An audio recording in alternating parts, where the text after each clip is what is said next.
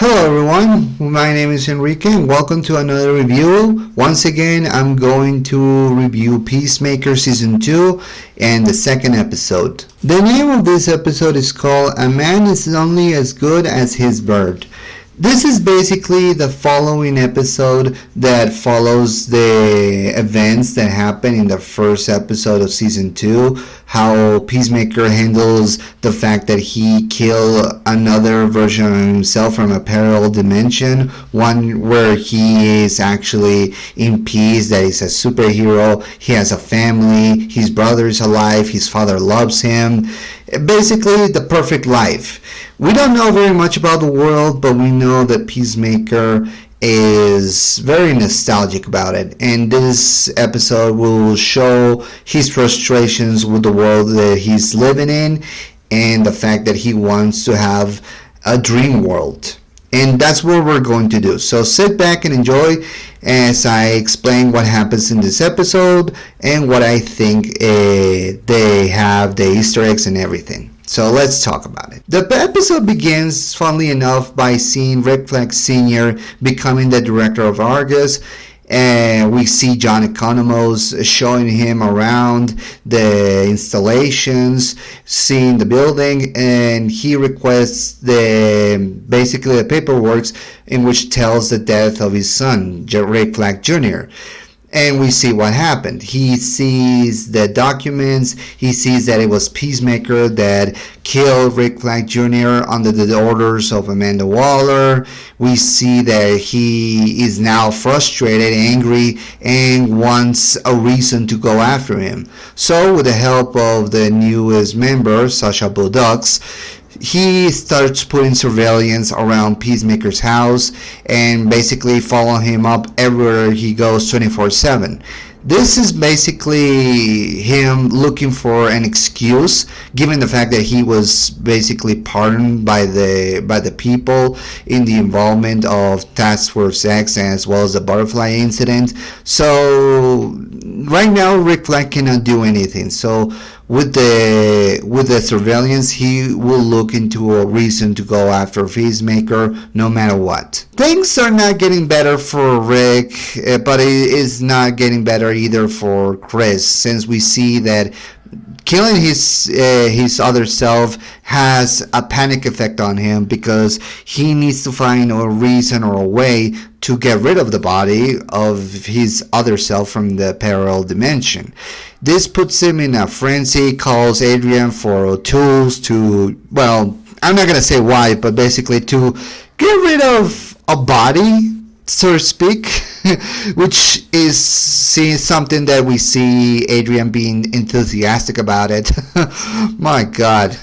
Adrian always likes a chance to bond with Peacemaker, even if it involves a dead body. Wow. But yeah, throughout the episode, we also see that Emilia is trying to come to grips with being someone without a job. We see the entire episode with the others trying to live their lives, trying to find purpose. Leota, we see that her and Kia are not in good terms. We see John trying his best to not be fired from Argus, and as I said, Peacemaker is trying to have a normal life despite the fact that he sees a glimpse of what his other life in the other world could be and would have been had things gone differently. And despite having a party with all his friends and basically having a fun party in his house and one on the rooftop of Emilia's house, he realizes that he wants to be in the other dimension. And that's something that we see throughout the episode. The episode itself is basically like that. Seeing Peacemaker's frustrations, not only with seeing his other self died, but also by feeling like he wants to have something better for himself, something that he could feel more proud that he could be a hero for the first time. Throughout this season and the last one, he has been taken as a joke, somebody who is not worth your time. And we know it's not true, because if you see Chris and how much he has changed, you know that he's not the same as he was in the first season. Hell, not the same as he was in the first Suicide Squad movie. Yes, I am calling the James Gunn version the first Suicide Squad movie. I know it's the second one, but I still gonna say this is the first DCU movie. So sue me for that one. But yeah, it's basically like that. Chris, throughout the film, throughout the episode, wants something good for himself. He still screws up around everywhere, but he has good intentions, and that's something that I really enjoy for John Cena's performance. And that's something that we see today. He's always funny and charismatic, but we also see the twinge of guilt and remorse and sadness. He wants to have a normal life, or at the very least be taken seriously and be revised, or to be loved as a superhero, but he cannot do it in his own world. But in the other world, that's something that makes him go, that is very tentative for him. That is something that we really want for him to have. And we know we want that because, well, we got to know Chris. We got to know his frustrations, his problems, his traumas. And personally, I want to have a better life for him.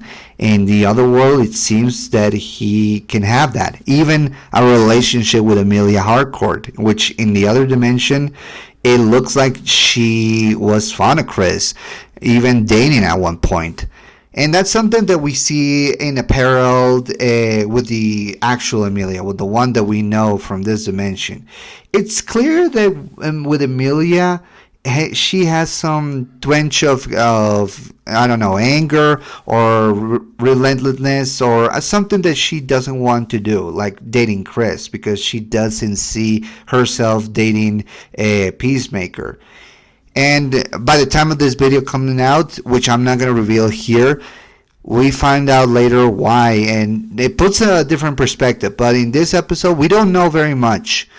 But we know, knowing what I know now, it puts it into a whole new level. And it makes me look back at season 1 differently, and to the Suicide Squad movie a little bit differently.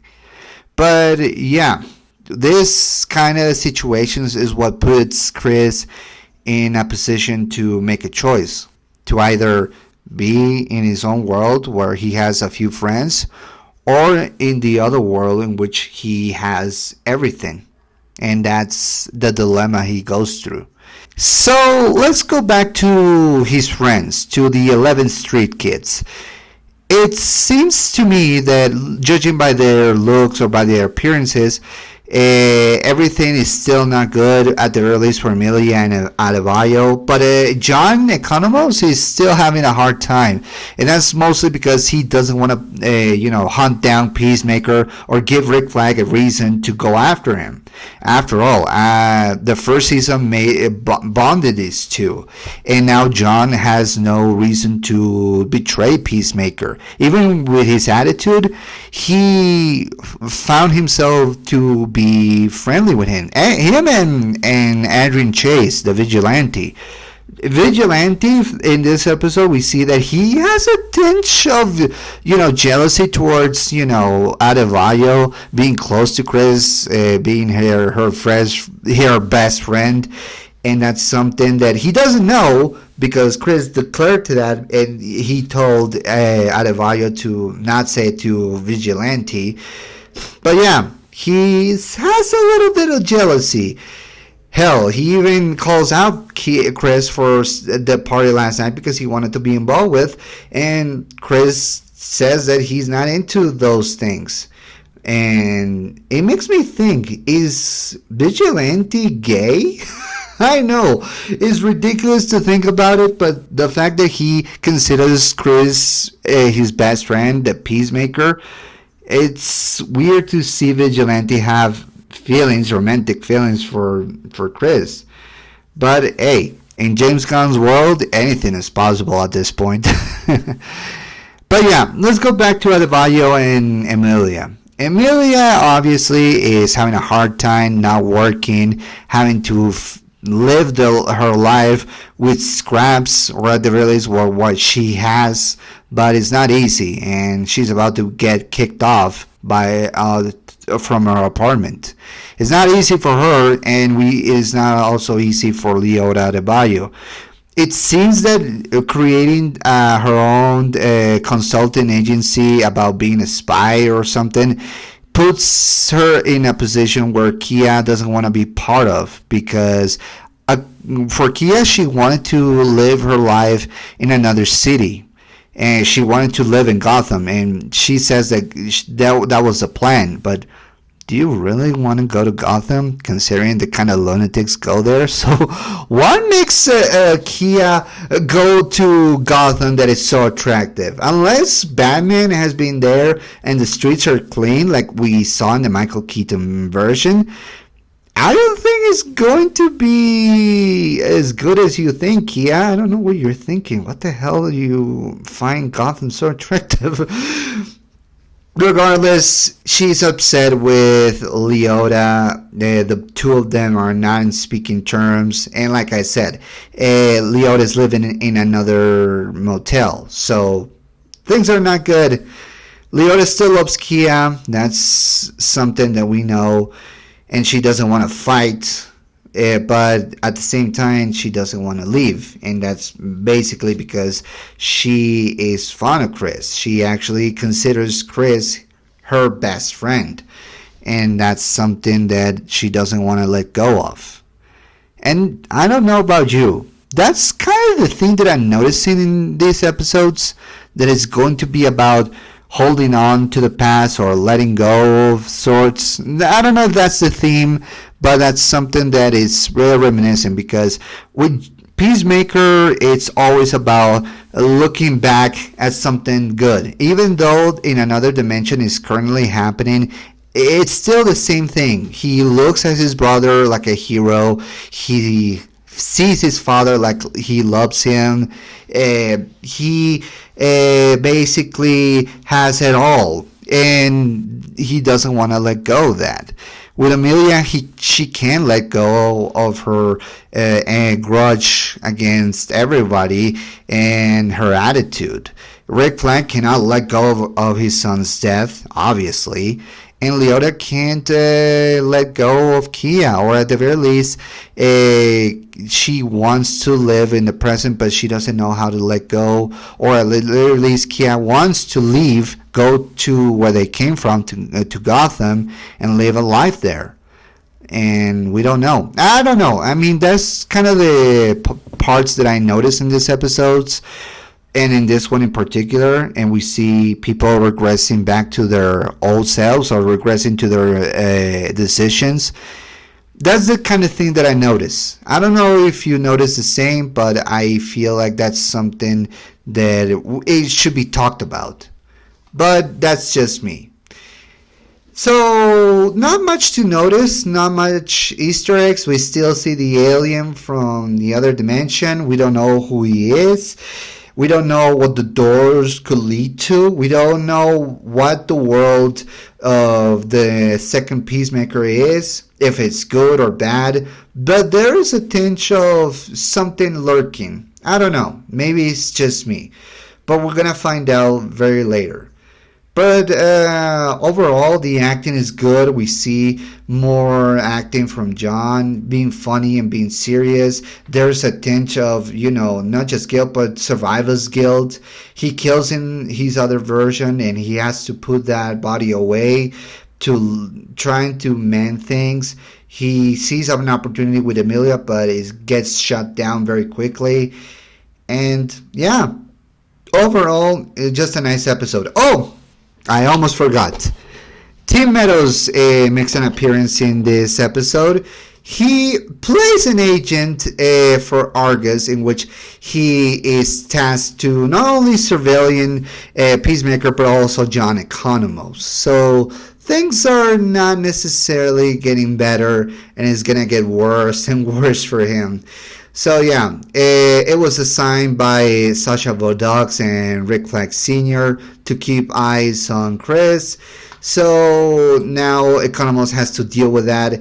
And yeah, Team Meadows is actually the name of the agent that Meadows is playing is Langston Fleury. He's not from the comics; he's an original character, but he quickly became very funny because he's the kind of guy who just can't take a hint. He's very direct, and he's the kind of guy who is just weird and just doesn't have social norms. Maybe Vigilante will get along with that.